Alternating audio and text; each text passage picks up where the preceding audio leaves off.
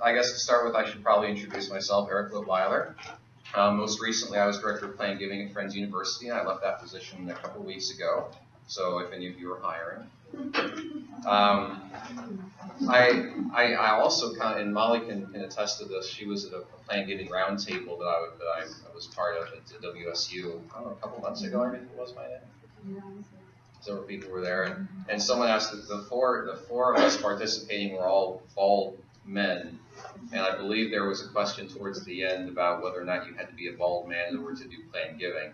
So I feel a little representative of that demographic standing up here as well, but we'll muddle through. So to start off with, I want to kind of get a feel for my audience here. So how many of you are kind of what I would say executive directors with both operational and fundraising responsibilities?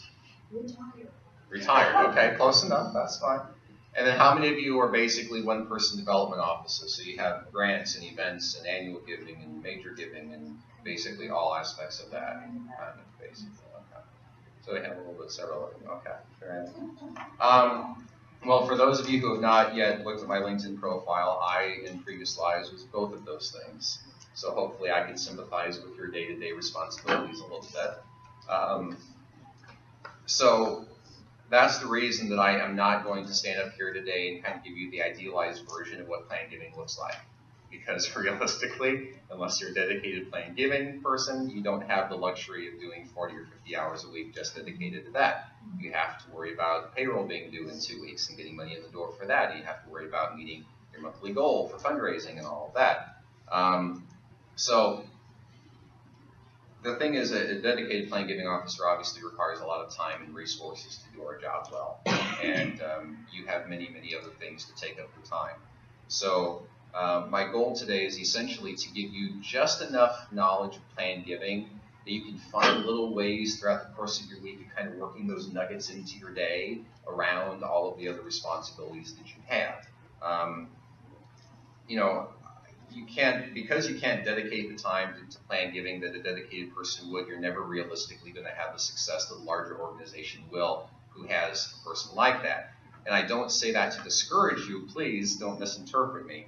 I'm saying it because I don't think that necessarily means you can't have any kind of Plan Giving program. We're just going to find little ways of working it in that actually fit with your schedule. So, to get into it, we'll start with the basics. My guess is that all of you have a pretty good feel for who your donors are. You probably know their names. You probably know their giving history. If you're really good, you probably know some of what prompts them to give. In other words, this person always gives in December. They're going to get a check every December from that particular person. You know that. That's who they are. You might get a check from somebody else if you send out a mailing that specifically mentions a particular, say, a success story that your organization has had. We had this client and they did this, and now they're, and people react to that. Someone else maybe responds when you have a capital need. Maybe we need a new van or we need audio-visual equipment, and someone else responds to that. Someone else maybe completely ignores you except that they come to all of your fundraising events, and they're always donating something with a silent auction or buying a whole table to support the organization, whatever it is. So if you have this kind of information about your donors, you are well on your way towards the first step in Plan Giving, which is figuring out who your donors are and who you should be talking to. So let me elaborate on that a little bit. In the world of Plan Giving, there are a lot of factors that go into determining who we should be talking to. It's a huge part of our day. And so we are going to look at things, I'm going to look at things as a Plan Giving person, like marital status. I'm going to look at whether or not the prospect or the donor has children or grandchildren. I'm going to look at how often they volunteer, how often do they go to church. I'm going to look at whether or not they give towards political campaigns. Have they had a major medical issue like cancer or a stroke or heart disease? And I know it's a little creepy to think that we use that, but we do. It's part of life. The problem with looking at all of those hundreds of potential factors that quantifiably impact the likelihood of making a planned gift is that it takes a lot of time to do that. And again, we're talking about people that don't have a lot of time. So what are you supposed to do to fit it into your schedule? And the answer to that question is, and I don't think this will come as a galloping shock to anybody, that the #1 factor in determining the chances of anyone making a planned gift, period, to you or anybody else is their affinity. So if you know that John and Jane Doe have sent a $200 check to you every single December and they have for the last 15 years, boom, affinity. And you just got through 95% of what you need to determine whether or not they're a good prospect. And you saved yourself all the time in analysis. Yes, ma'am? Affinity. Yes. Affinity just means the tie to your organization. How closely do they subscribe to your mission? How do they support it? How often? Just their general agreement with what you were trying to do. Yeah. I'm sorry. Yes. And yes, thank you, by the way, for raising your hand. If you do have questions along the way, please don't hesitate to just stop me and ask a question or shout it out. I will not be offended. Cindy said I had 50 minutes, and I only have about 40 on paper, so please feel free to shout them out. We'll fill in a little time. All right, so let's see. I referenced the $200 gift, and so I'll take this opportunity to point something out. And it's a very important distinction that has to be made between annual and major giving, which I'm going to lump together for purposes of today, versus planned giving. In annual and major gifts, you are looking for capacity, affinity, capacity. So if you have two people and one of them gives $200 a year and the other one gives $50 a year, you are probably going to be concentrating on the person who gives $200 a year. And there's nothing wrong with that. But I would point out that in planned giving, that matters much, much less. Okay? What matters is how often they give it. I will pursue someone who gives $20 a year. I don't care. If they've done it every year for the last 20 years, that still points to affinity for me. So capacity is less of an issue.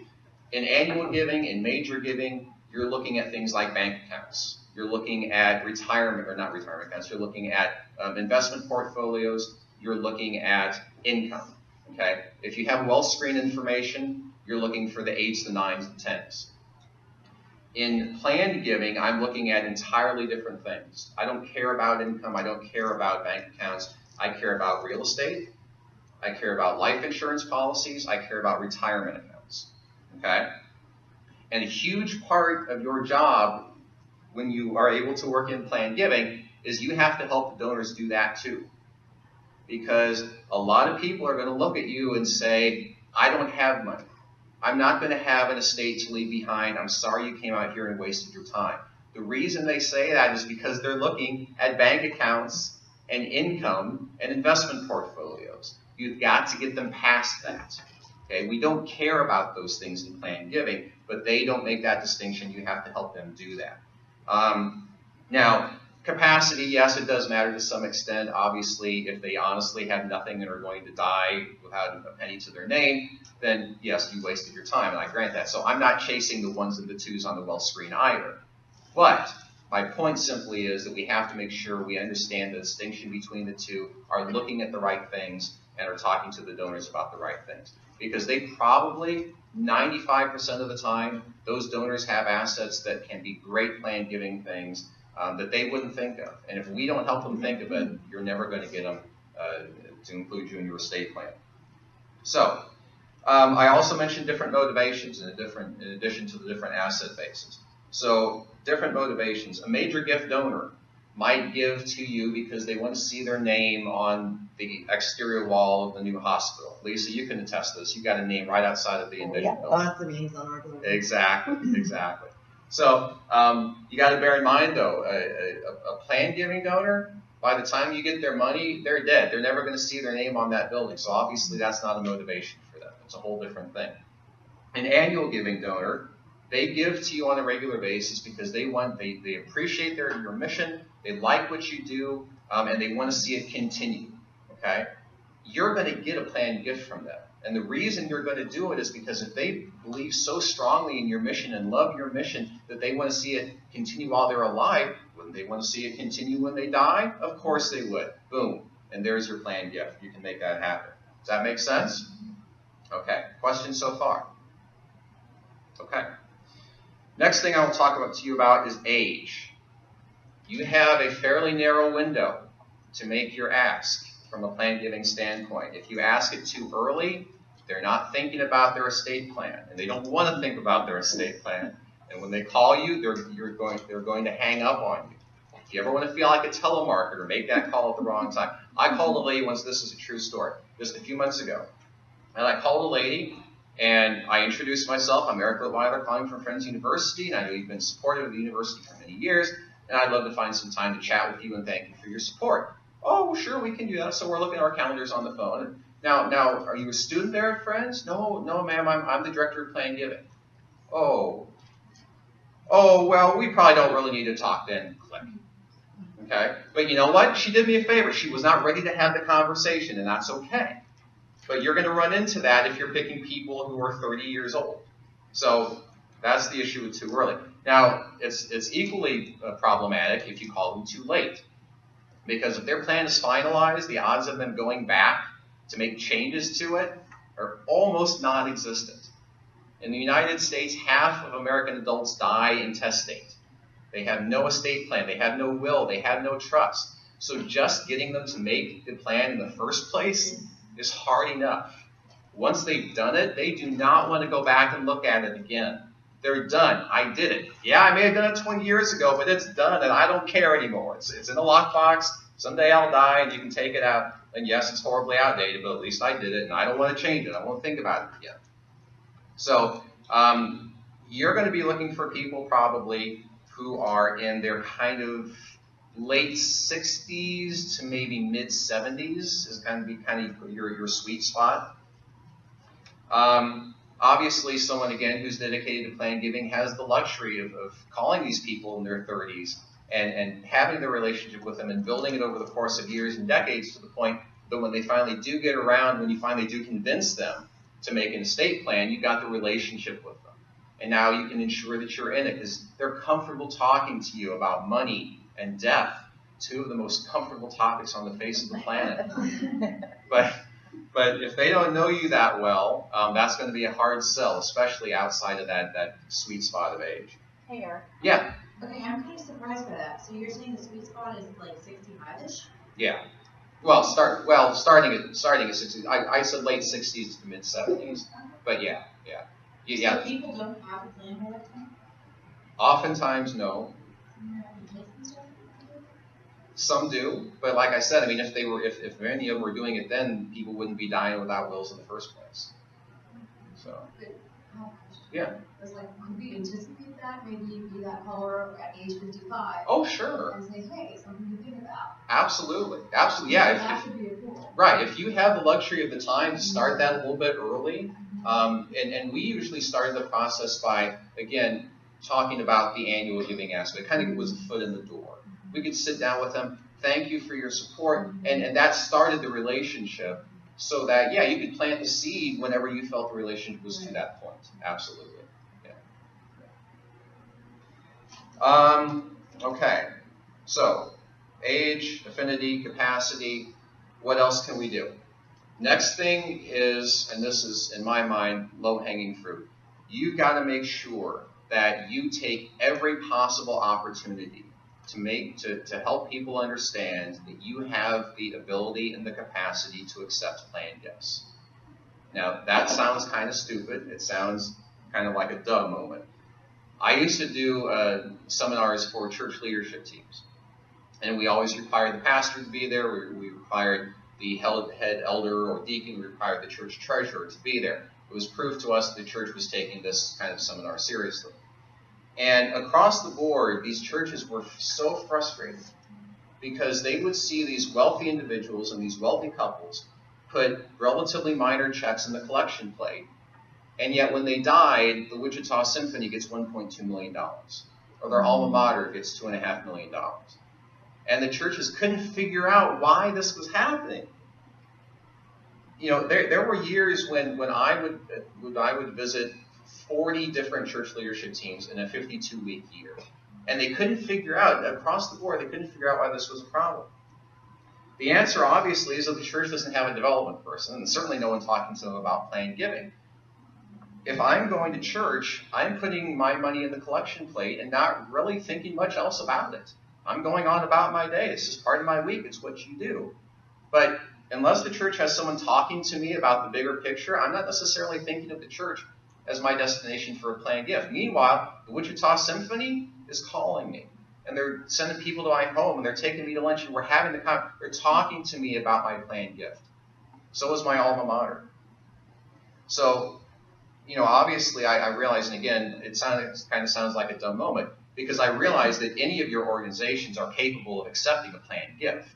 If someone dies tomorrow and you get a call that you were left money in the will, you can take it. You're able to take it. Everybody knows that.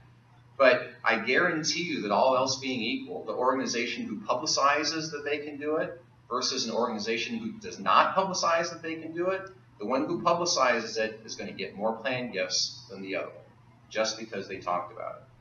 So, when you do a mailing, there should be a return envelope, there should be a little perforated card, and there should be a checkbox on there. I have included this organization in my estate plan, or I would like more information about including this organization in my estate plan.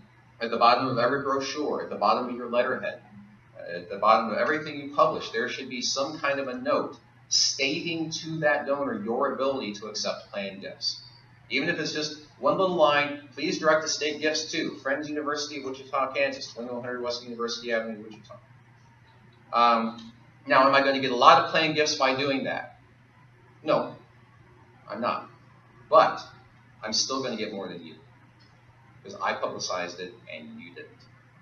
That's the point. It's a really quick, simple fix that will get you something. And that's the whole point of finding ways of making that happen for you. Just out of curiosity, maybe I should have asked this beforehand so as not to make an assumption. By show of hands, how many of your organizations do actively talk about, publish, that you can accept planned gifts? One. Okay. Just me? Is it really? We have it on our website, so. You're right, on the website, sure. But you're not active in front of people. Okay. Okay. You're right. You're welcome. Hey, Eric. Yeah. I have a question about that. So not my organization, but organization where I serve on the board, they not only don't really make people aware of that, but we recently had an incident where somebody wanted to give us some stocks and bonds and stuff. Right. And we had nothing set up to even be able to accept something like that. Right. And honestly, as much as I've worked with nonprofit organizations, I was a little bit embarrassed that I just hadn't, thought to recommend that. Yeah. Yeah. I don't know how, what we could have done to be better prepared. I guess taking steps to set something up, but we had to get ourselves together to try to figure out how we could get that set up so we could accept that gift. Yeah, it's important to think about now. And I have worked for organizations where I would create gift acceptance policies, and I would include things like real estate and stocks in there. And I actually had supervisors look at that and say, we've never gotten land, so why would we bother? Like, I don't care if you've never gotten it or not. You got to put it in there because you never know. You got to think about it now. Stocks, real estate, any number of things. And I'll talk about the variety of gifts in a little bit. But yeah, you got to think about all the possibilities now. Whether they've happened yet or not is a moot point. Don't use that as your reason for not putting it in there. You got to think about these things now before they happen, so that when you do get the call about the stocks, you're ready to go. Absolutely. Yes, ma'am. I'd like to one way that we solve that problem is we've had stock gifts occasionally and had no really music. And I put a financial planner stock person on board. Oh, yeah. Yeah. And that way, anytime something came up, his phone rang, and he just walked his way through the whole process. That makes a lot of sense. Yeah, it's good to have that kind of a professional variety on your board. All right, any other questions right now? Okay, then I'm going to talk about two questions that I get a lot. Maybe you don't have them yet, but they're bouncing around in my head. So one of the first questions I get a lot is, how do I keep a planned gift from cannibalizing my annual gifts? Okay, I'm dealing with a board right now that has that concern. They've never handed down one. We're trying to create one for them. And the head of school is just scared to death that we're going to start getting planned gifts and this and that, and they're going to stop giving annual gifts. So you got to remember what made this prospect a good plan giving prospect in the first place was the fact that they regularly, annually support your organization. So it would not be the norm for someone to say, I've given to you every year for 15 years. I am now making a commitment to give you the ultimate show of support by including you in my planned gift. Oh, but by the way, I'm going to stop giving you an annual. That didn't make a lot of sense. Okay, so I wouldn't worry about that too much. The only thing I would mention to you about that is that it is fairly common for people who make annual gifts to stop making their annual gift a few years before they die. I don't know why. I don't know how it works, but it does. I don't know if they sense they're dying or if they're just so worried about money they stop. I don't know what it is, but it's not uncommon for people to stop making annual gifts shortly before death. That, however, has absolutely nothing to do with whether or not they have included you in their planned gift. It's just a demographic of death. I don't know why. But so those two things are not necessarily correlated. The second question I get a lot, and the one I'm going to spend most of the rest of the presentation on, is, okay, I figured out who my prospect was, I called him, I got an appointment. What in the world do I say to him? So let's talk about that. This is where the expertise of plan giving comes into play. There's two very distinct sides of plan giving. There's the art and the psychology of being in development, and by merit of the fact that you're sitting in this room right now, my hunch is that you have the art and the psychology of it down pretty well pat. The other side of this is, though, the science and the technical aspect of actually knowing what to say to them to help them out. So, some of you probably know that over probably the last, I would say, 30 to 35 years, a lot of plan giving vehicles have been created by Congress, by executive order, through IRS regulations, whatever it may be, that have facilitated everyone, regardless of their circumstances, being a plan giving donor to some extent, if they choose to do that. There are vehicles available to us. And when I say circumstances, here's what I'm talking about. Maybe your donor, your prospect, has a lot of cash. Maybe they have no cash. Maybe they don't have 2 dimes to rub together, but they have a high net worth because they have land, or they have inventory, or they have collectibles, or they have antique cars, or whatever it may be. Maybe they have already given to their children. That's becoming much more common these days. People are realizing that if they wait until they die, their kids are in retirement and the money doesn't do them a lot of good. So more and more people are saying, I'm going to give money to my family now when my children are still paying off their mortgage or paying off their child's college education debt. I'm going to give it to them now, and that way when they die, their entire estate's available to us. So that's happening a lot.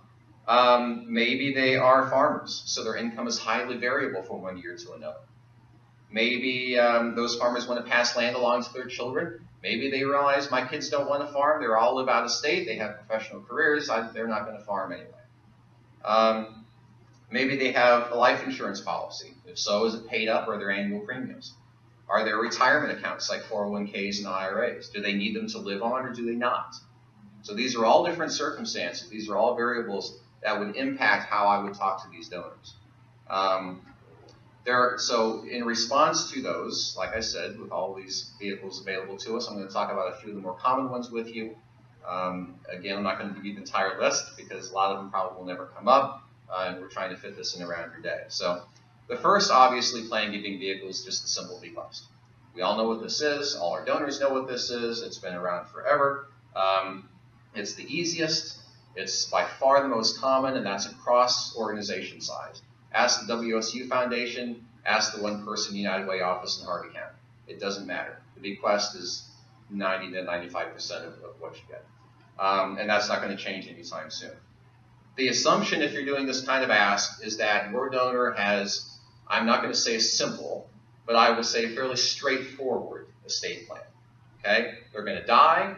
Everything they own is going to be either just given to the kids because my son wanted that circular saw and my daughter wanted the whatever. Everything else is going to be sold and all the money is going to go into a bank account and you're going to get a chunk of the bank account. Right? Easy. If this is the kind of planned gift that you're going to talk to your donors about, I'm going to make a personal appeal to each and every one of you, and I sincerely hope that you will pass this personal appeal on to your prospects as well.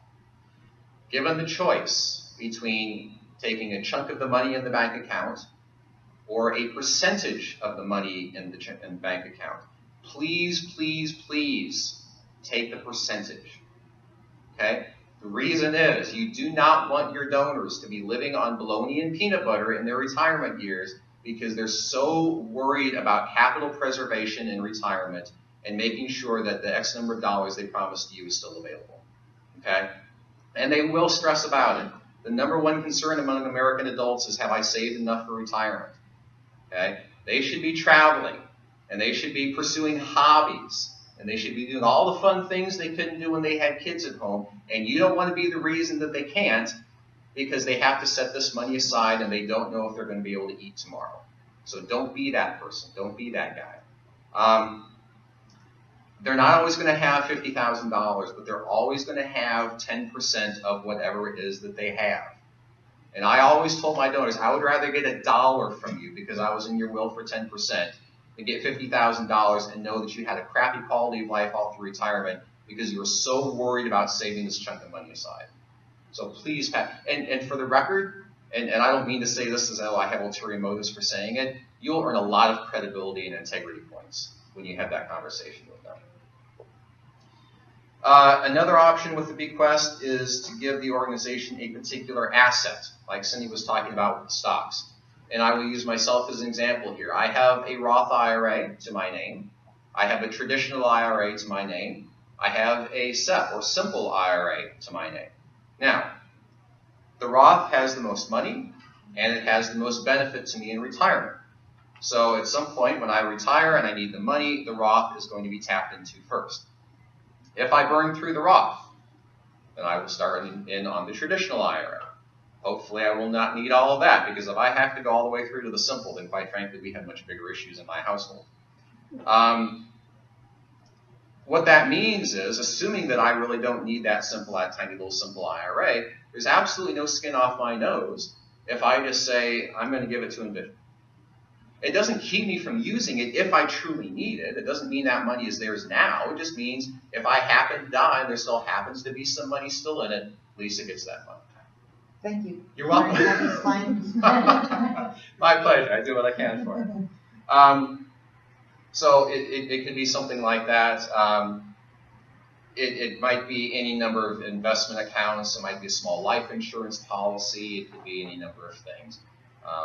But that's another thing that you might talk with your donors about, or they might think of. I had one fairly recently. They had I don't even know where it came from, but they had a particular investment account that they were setting aside.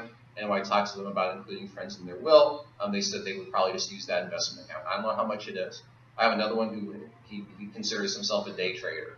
He buys a lot of like gold bullion and stuff in his portfolio, and he tracks it every day. And last I knew it was up to like 90,000, and that's the little account he's got set aside for us. So that might be another way instead of just a percentage. Another example of an asset that might be given as a physical thing. This is what we call non-cash assets.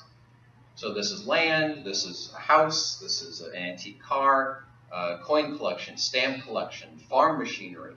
I used to work for an organization where we got farm commodities on a very regular basis. Probably every couple of days or so we would get a phone call. Someone was giving us honey.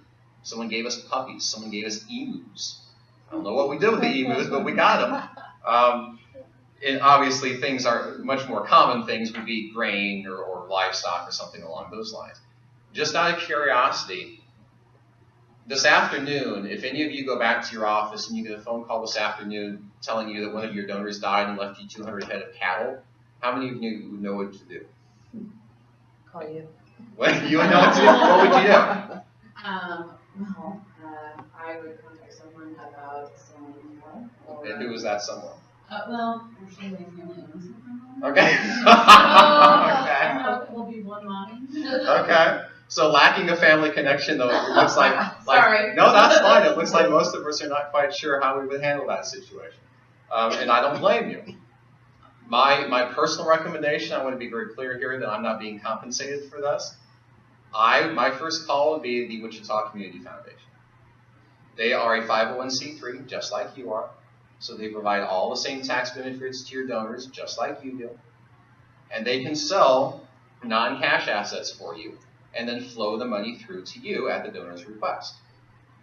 Now, yes, they will probably take a small fee, but you have to weigh that fee against the staff time of somebody in your organization trying to figure out how in the world to get the cattle from where to where, and who's going to buy them, and how much they're worth, and what you're going to do with them in the meantime. There's a lot of logistics that go into that, and the Wichita Community Foundation is very good at that. So the small fee might be worth it. And I'll give you an example here that I had not too long ago. I had a donor call me just a few months ago, and he wanted to give me 1 share of Florida Capital Partners number 72. Now, can anyone guess just from the name of it what kind of an asset he was trying to give me? What was it again, I'm sorry? Florida Capital Partners number 72. It's like a timeshare. It does sound like a timeshare, actually. In a way, it is. It's real estate, basically. This was a situation where somebody, presumably down in Florida, bought a whole bunch of land, probably literally Florida swampland, I'm guessing, and they decided that they could develop it and turn it and sell it for more money than they paid for it. And so they conned 100 people into buying 1 share each of this group of Florida swampland, with the hope that somebody in the future would actually make some money off of this, probably the person who originally bought the land, and nobody else, I'm guessing. At some point, my hunch is that this donor realized that he had a completely worthless asset on his hands. The agreement had a sunset on it, so whatever didn't happen by X date was never going to happen. The original owners were not allowed to resell their shares, and they were not guaranteed anything in the contract. They were told right up front, you might not ever get your money back. So he figured out at some point his 30 grand was gone, and he couldn't sell it to any other unsuspecting person. And so he probably figured, well, at least maybe I can get some tax benefit if I give it away to Friends University. Well, thanks for that. I can tell you right now that my very first call when I got that call from him was to the Wichita Community Foundation, because it was not worth my time trying to figure out what this thing was and what I could do with it and what it could conceivably be worth and who might be willing to take it off my hands. It wasn't worth it. So I called the foundation. So what did that translate to for you? Actually nothing. I didn't want to tell this part of it. The community foundation wouldn't even touch it. They knew too it was worthless. And I tried desperately to con the president and our CFO into taking it, and they wouldn't do it. So it was not accepted. In that case, it was not accepted. No. Normally, that will not be the case. Normally, you'll actually get assets worth something. But yes, in this particular case, I got nothing. Yeah. There is a similar situation at Newman. They were trying to get rid of land that had environmental overlays. Yeah. So you do have to be careful. You do need to get somebody involved in Yes. what's going on. Yes. Because if we would have taken it, we would have been liable for the environmental. Yeah. And put it in your gift acceptance policy. Put the process in your gift acceptance policy too. If you get this kind of an asset, here's what we do. There's a board committee, and it goes to this person, and they review it, and then it does this. You know, I would never have guessed until we got some other land in Heston that was actually worth something.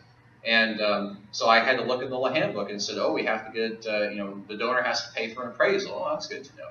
And then we have to pay for a third party, marketing study or something. I would never have known that. Luckily, someone before me had laid it all out in the gift acceptance policy. So make sure that kind of thing is in there. Absolutely. I have a question. Yeah. You're talking about gift acceptance policy. Yeah. Because I'm drafting a lot of policies for us, but that's not mine. Oh, okay. And I work with the community foundation with arts. Yeah. But is that something that they can help? I mean, where would I go to get, present this information? This is what we should include. Yeah. I would not be surprised if the community foundation had something like that, but I also would not be surprised if 80% of the people sitting in this room had them as well. So I would say call your peers, call Friends University for that matter. I drafted one. So yeah, any number of organizations can. And I mean, it's going to be a draft, obviously. But you change the technical details, and we don't have this committee, so what are we going to use to do this instead, and you'll change that kind of stuff. But it'll give you a nice format. Yeah. And I think I had heard several years ago, and I may be wrong, Molly, you may know this, but I had been told a while ago that you were required to have one when you filed your 990. But that's been several years, and if you don't have one and you've been filing 990s, then I may have been mistaken about that. Oh, okay. Well, that might be it I too. could find food. I don't. You're not aware of that? Requirement. Okay, it may But I not. mean, even if you just Google. That's true like, too. Yeah, policies, good point. You will pull up thousands of them, and like you said, it's That's just what I was just gonna say. read Yeah. through a couple of them and kind of decide what fits Right. you. Some of them are like one page and it's like basically everything's gonna go to your board if it's not Right. this or this. But, you know, and then you use people on your board to make sure that real estate doesn't have issues or whatever. Right. So some of them are real simple and some of them get into detail about that you talk about. Yeah, yeah. Friends is 30 some odd pages, I think. List through every Oh, contingency. The board source is also another great resource. Sure, for- sure. Yes.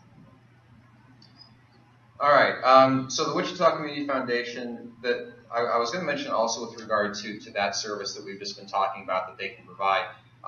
It's entirely possible that their ability to liquidate these non-cash assets for you may actually be a bigger benefit to you when we're talking about lifetime gifts as opposed to estate gifts. And the reason I say that is because there are two phases during retirement when people tend to divest themselves of these kinds of ancillary non-cash assets. It's traditionally probably about the 5 years starting when they enter retirement, and then again, going back to knowing when they die, the 5 years prior to death. They don't like to deal with this extraneous kind of stuff in retirement. It just muddies the waters. It makes life complicated, and they're trying to do other things. And so they usually like to get that stuff away. But if they are unsuccessful or if they die earlier than they think, it is still very common to get those kind of assets in an estate plan as well. So either way, the Community Foundation can help you out with that. All right, so bequests, like I said, still the largest, very common for any size of organization. Everyone knows about them. They're easy to do. Larger organizations, again, I'll go back to the WSU Foundation just because they're large. A lot of what they do is they're going to spend time and resources educating people. And I think they would stipulate to that if you were to call them. They would agree that education is a big part of what they do. Because they can sit down with the donor and the donor can say, I want to do a bequest. But over the course of the relationship building, the development officer, you, might discover that the nature of their situation, the types of assets they have, may be beneficial for them to pursue some type of vehicle besides just a simple bequest. And it is incumbent upon us to help them understand the reason why and help talk them through that process. So leave the education largely up to the bigger organizations if you'd like to. That's perfectly fine. But I'm going to give you a few of these alternatives just so that if you do happen to meet a donor for whom some other vehicle might work well, you can hopefully give them enough information to help them out. And again, you're going to score big integrity points when you do that. So start off with, this is probably a really stupid question, but who here is familiar with the charitable gift annuity? Oh, okay, not as many as I would have guessed. Well, that's good to know. Have you written one? I've executed one. You have executed one, okay. Just through the software. Crescendo? Yeah. Okay, that was my next question: is who all use Crescendo software? If you're not familiar with a gift annuity, I'll run through it quickly. I hadn't anticipated that, but I will. That's no problem. A charitable gift annuity is the simplest iteration of it. Is that someone comes in today, writes you a check for $100,000, and you invest that $100,000 with whomever you use. The software package called Crescendo, which is what we all want to use if we don't already use it, figures out how long that particular person is going to live. And the software package says, okay, this person is going to live 8 more years. And they gave us $100,000. So over the course of the next 8 years, I'm going to give X number of dollars back to the annuitant as cash income. So for the rest, and that's a huge selling point of the annuity, for the rest of their life, they get income. It doesn't matter how, they could live 80 more years beyond life expectancy, and they still are guaranteed that money by your organization. So hopefully they don't live 80 years beyond life expectancy.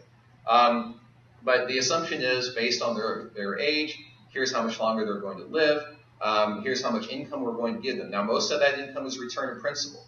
They gave us $100,000, we're going to slowly return that $100,000, or a portion thereof, to them as income for the rest of life, along with a little bit of investment income since you invested the money they originally gave you. And then when they die, whatever happens to be left is mine. Okay? Same principle as an income annuity, if any of you are familiar with that.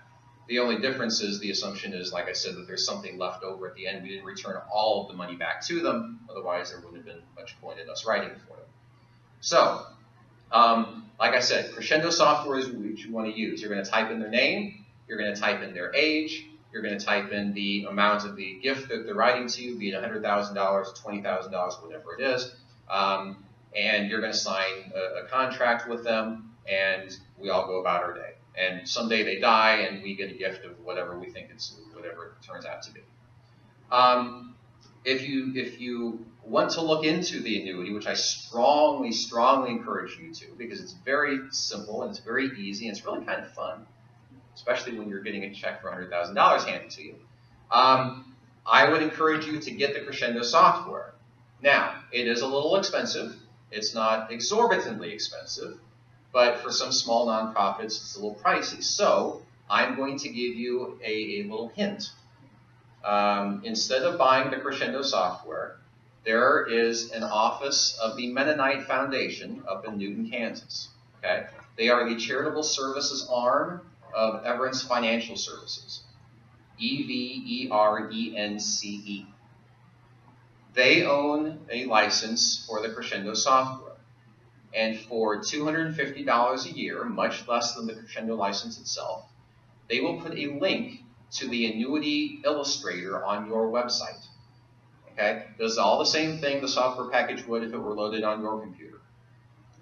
Donor goes to your website, they see the annuity illustrator, and the point of the illustrator is to say, okay, based on your age and how much money you're giving, this is how much money you'd get back in income over the course of your life, this is how much of it that income is tax-free, this is how, this is the tax income tax deduction you're going to get. It's all the same things. They click on the link on your website. Transparently to them, they are being taken to the Everence website where they type in their information. The Everence website spits out all the same information you would have if you were doing it in your office. The donor looks at it and says, hey, that's a pretty good tax deduction, and that's the income I'm guaranteed for the rest of my life. That's a pretty good deal. I think I'll do that annuity. So then they call you, and then you do the annuity. So a lot cheaper, and Everence can hook you right up with that, puts it right on your website. And honestly, even if you do own the license, it doesn't hurt to have this done anyway, because even though you have the software, I am not aware of how to get a link to that software package on my website. But so even if you have the license, you may still want to have Everence put the link on there so that a donor doesn't necessarily have to come into your office to have the illustration run. They can be sitting at home in their living room, click on the link, and then if they want to do it, they just come into your office and you have the software preloaded and you can make it for them. So that's another option.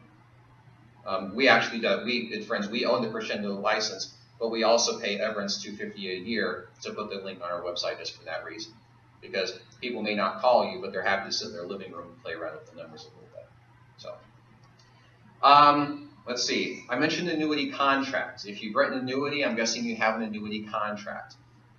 I'm going to admit to something rather embarrassing here, that for several years I was not aware that there was such a thing as an annuity contract. I sold annuities without a contract. People walked into my office and I took their check and I handed them the pages, 26 pages of illustration. And I sent the check off to whoever it was that I sent the check off to. And they sent that donor the money. And everything was hunky-dory. So I was not aware that there's supposed to be an annuity contract. This is one of the things we learn when we do this business for a while. So while I was at Friends, I created an annuity contract for us. The nice thing about Crescendo is that they have attorneys on staff, and when you're a licensed user, you get free access to the attorneys. And so they updated my contract using all the legal language that attorneys do, and they made sure that we were up to date. And so now when we do a contract, Friends actually has something signed by both them and the donor. So if you don't have a contract, you will want one, feel free to call the Friends Advancement Office and ask them for the contract that Eric made. I'm sure they'll be happy to send it to you. Or just call Crescendo.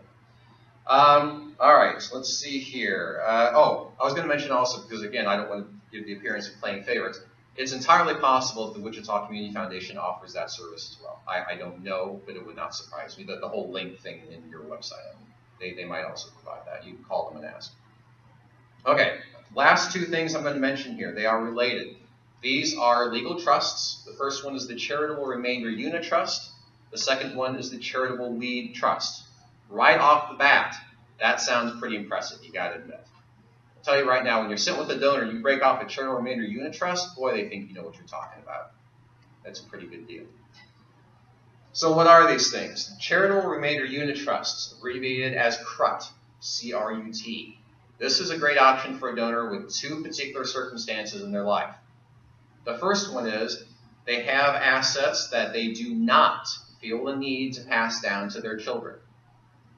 Second criteria is these are highly appreciated assets. The reason they are highly appreciated typically is because you're talking to someone who's 70 and bought the asset when they were 20. So yes, over 50 years, things appreciate.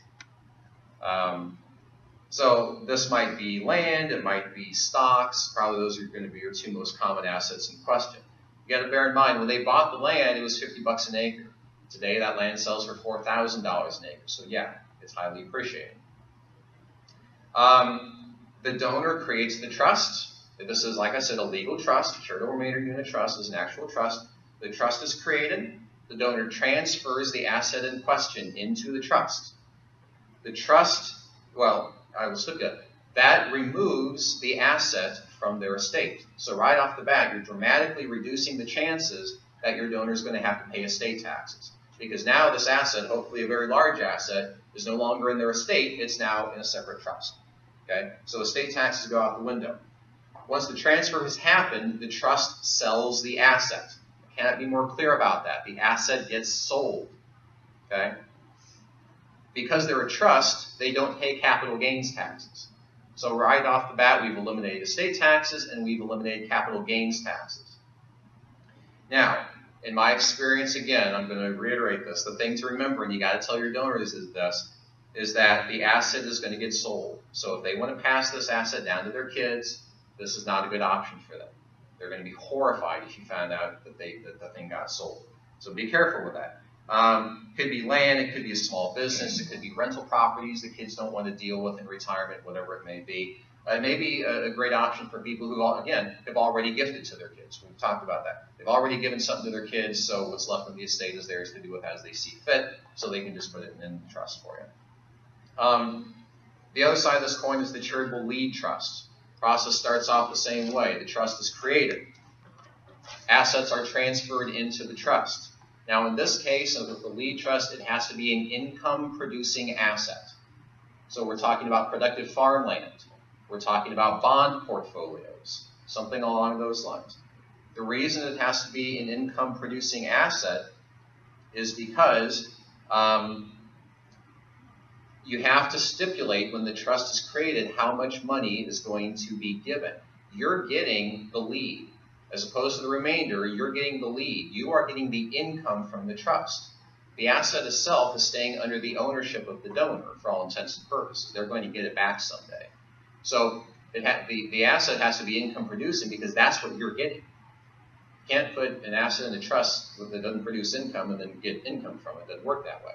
So the bond portfolio works great because bonds are fixed income instruments. We know that. And so you know exactly what the income is going to be. And so at the start of the trust, they say X charity is going to get X number of dollars every year for the next 20 years. Farmer Bob has chunks of land all over the place, and he makes most of his money from several sections, but he's got a quarter section somewhere off in the county that was just given to him by his mother when she passed away. So he doesn't really need that income. So he's going to put that income into a legal trust. During that 20 years, you're going to get the income from that. And when the trust, when 20 years go by or when lifetime goes by, whatever time period was stipulated early on, the trust dissolves, the ownership of the land reverts back to Farmer Bob, or more likely his beneficiaries because there's a better tax benefit there, and you stop getting the income. But he did not have to part with an asset.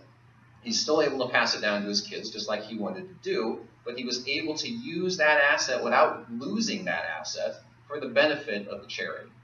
So that's a huge benefit. Talk to people in Western Kansas. They would love for their son to take over their farm. They don't often, but they would love for them to. But they don't think there's any way to do that without selling the land. You just gave them an option. use land that you retain ownership of to still support your charity. All right. I mentioned bond portfolios again. The reason farmland is tricky in a trust like this, like I said, because the income has to be stable. Farm income goes up and down, but a bond portfolio returns something stable. So I don't know exactly what happens if Farmer Bob says, I'm going to give the charity this much, and then that year the farm doesn't generate that much. I don't know the legal ramifications of that, but I know it's a problem. So yeah, bond portfolios work better because of that. Now, if you're like me and you get these trusts mixed up, really easy way to remember. Charitable remainder trust, you get the remainder. When someone dies, you get what's left. That's the remainder. Okay? Charitable lead trust, you get the lead gift. You get the income right off the bat. Someone else gets the remainder. So really easy way to remember that. Anyone in this room a practicing attorney? No. Okay. Because these are legal trusts, you need to send the donor to an attorney. You cannot create these the way that you would create a gift annuity. An attorney has to do this. But what you've done is you've just given the information that I just gave you to the donor so that when they go to an attorney to get this trust created, they know what they're talking about. They're saving themselves a lot of time talking to an attorney. They can walk right in and say, I want a charitable remainder unit trust. Boom. So you've helped them out. That's really all I have for now, so I'm happy to entertain questions if you have them. Before I do that, though, I want to say one thing. I learned how to do fund development, and I learned how to do planned giving by calling every development officer I could find and asking if I could buy them lunch and pick their brains. Okay? I didn't go to school for this, although I went to Indiana University. You'd think I did, but I didn't know back then. You'd say, oh, you're a Hoosier? Nice. So for the last several years, after having begun to learn how to do what it is that I do, I have been happy to do consulting work at no cost to people because I learned from people who were just willing to let me buy them lunch and tell me everything they knew. And so I am happy to do that as well. So, you know, we help each other out, and if I can be helpful to you, if I can be helpful to your board of directors, if I can be helpful to your executive team, if I can be an objective third party who tells your board that, hey, this is what they need to do their job, to be supportive to you as development or executive directors, I'm happy to do it. I'll take an hour over lunch or go to a board meeting or whatever works. If you need help developing a development office because you don't have one, or beefing up your planned giving program because you don't have one, or need to add a development person, again, I'm available. I'm happy to do that. So please do not hesitate to call me. Do not hesitate to email me. I'm happy to take time out of my life and do that because that's the only way this works. So if you have a pen, my cell phone number is 620-755-2583. And my email address is ELITWILLER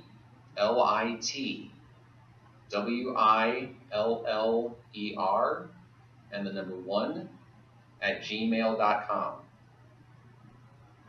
Could you get that again? Absolutely. ELITWILLER, the number 1 at Gmail. And whether you call me tomorrow or whether you call me 6 months from now, I'm happy to help. Like I said, that's the only way this is going to work. So, with that said, Molly, question?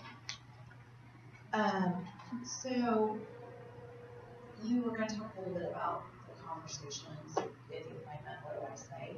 Yeah. Oh, like the verbiage to use? You want me to go into all that? The question is like, other than like them self-identifying through like postcards or mail, like you guys suggested, what's a really polite way to say to perhaps major donor, like, are we the will or not? Well, that's already fairly Do we polite. have this conversation or not? You know. Yeah. It's hard to give a real good rule of thumb. I mean, you all know this as well as I do, that when you have there's no two conversations with your donors that's the same. And you kind of just have to look for your opportunity. There have been conversations that have gone so flawlessly and perfectly through no fault of mine, I can assure you, but have gone so smoothly and purposely. I will straight out ask the person, within an hour of meeting them, because it just flowed in the conversation. And that's not the norm by any means. But in that particular, like the guy I mentioned who's given us 90 grand gold bullion, you know, he was very open. I mean, I was there an hour in his living room, and he was handing me every financial statement he had. I knew what his net worth was. I mean, he was just giving it away. And so, you know, a straight out ask right at that point just made sense. Other people kind of know what you're going to ask, and they tend to avoid anything that might potentially lead to that question. And so, again, this goes back to more the art and psychology of it. I guess if I had to try to answer your question as directly as I could, I would say I would probably go something along the lines of just the fact that you've been very loyal supporters for many years, and you know, is there any possibility that we could continue to receive support beyond your lifetime? There's nothing wrong with talking about life. There's nothing wrong with talking about death. Donors, I think, prefer some degree of directness. The fact they let you into their home, knowing who you were without hanging out like a telemarketer, they probably had a fairly good idea what you were going to talk about. Now, granted, if you don't have the title Director of Planned Giving, maybe less so. But I don't think there's any wrong with asking about, you know, have you considered ways of possibly continuing to support our organization through your estate plan or beyond your lifetime, something along those lines. Like I said, you have to gauge the conversation. You have to gauge your level of comfort with them and them knowing who you are and all that sort of thing. But does that make sense at all? No. It doesn't really help you. It does. Do you guys do surveys at all or anything to that effect? No, I just don't want to upset, you know, if it's a major donor, you don't want to. Sure. You know, the other thing you could do too is you could send some sort of a mailing that references it. You know, It's just to that person. well, they don't have to know it's just to that person. For all they're concerned, it's a mass mailing. But you know, float the idea, like you know, plant seed. That's what in plant giving is what you do. You plant seeds, and if that's a way of planting a seed, that would be another option. Do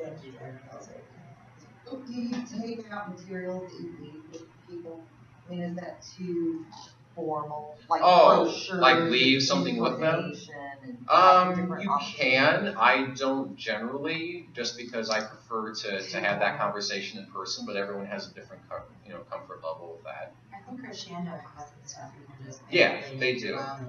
And there is a brochure that kind of Jeremy discusses. Yeah. Delta's the other one that has the Thanksgiving stuff. Yeah, Crescendo has a very extensive library of forms and documents and everything. And again, it's all free when you have the license. I had a question going back to when you were talking about the right age to approach people. So if you have someone that's been giving for the last 10 years, they're part of your annual fund. Right. So maybe they have their portfolio of every major gift officer. So at what point in time do you transition, or how do you transition someone if you have a giving officer? Right. Where does that person come in, and how do they transition to the next person? Because obviously they've already established a relationship with Sure. someone else in their department. Yeah. There's varying schools of thought. Smaller organizations sometimes will say we have to make a transition because we don't have the resources in the organization to have two people courting the same household. Personally, I don't agree with that. My personal feeling is if Bob has a relationship with this person, but they're thinking about a plan if we want to get him there, and so Mary needs to go talking to him, I don't have a problem with both Bob and Mary approaching together. I don't have an issue with that. Yeah, you're duplicating resources, but you got to bear in mind where the relationship is. And, maybe Bob can eventually ease Mary into that and step away, but I don't know that I really feel a great need to make that happen. That's my school of thought. I will duplicate resources if it means getting a $1.2 million statement. I'm fine with that. So you kind of have to feel that out as best you can. But yeah, if you really feel like you have to make the transition, I don't think there's anything wrong with just Bob introducing Mary, and maybe you go on a few visits together, and at some point, handing it off somehow. I don't know. There's not really good escape strategy for Bob in that situation, I fear. Yeah, because you want to continue that ongoing Yeah, relationship. yeah, exactly. There's still, Yeah, and I have a real pet peeve about planned giving people being responsible for the annual gifts of their planned giving donors. Because what happens is, like I said, you're already talking about death and money, and so it's already hard enough to get a relationship built. But now when you're putting the planned giving person in that situation, donor that they're calling doesn't know why they're calling. If they're calling about a planned gift, yeah, we'll chat with them. I'm not going to tell them any financial information, but I'll chat with them because I know they're not going to ask me for money. That's the big thing. But if the same person is also in charge of the annual gift, now the donor doesn't know why they're calling. They don't know what the content of the conversation is going to be. They're going to be really on guard because they're not quite sure how that conversation is going to go and which side of Bob or Mary is going to come out. And so they're going to be a little more guarded. It's really a lot harder to get in when you put that person over both.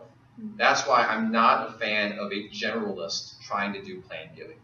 Peston College, for just as an example, uses regional development officers. So if the guy has the West region, he has to go out to Wyoming and Colorado and Montana and do annual giving and planned giving and major gifts and capital campaigns and events and grants and everything else. And a generalist cannot do planned giving well. They can do it to some extent, but they're not going to do it as well. And so when you're asking a generalist to do that and try to figure everything out, you're really confusing your donors, and it throws some hurdles up that you don't want. In my opinion, ask Mike Lamb, he's the expert, but that's my opinion. And I think he'd agree with me. He and I have had this conversation. So, okay, yes, ma'am. thank you. I have two questions.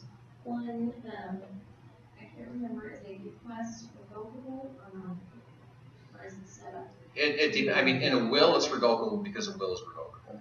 Trusts are either revocable or irrevocable depending on how the donor originally set it up. So yeah, it's revocable if it's in a revocable vehicle. Yeah. So, and the second question is, how, once you have that plan built, how do you steward that? How do you continue down so they don't change your mind? Yeah, that's an excellent question. Like I said, the only thing that's really on our side in that is the fact that once people do it, they're not likely to make changes unless you really tick them off.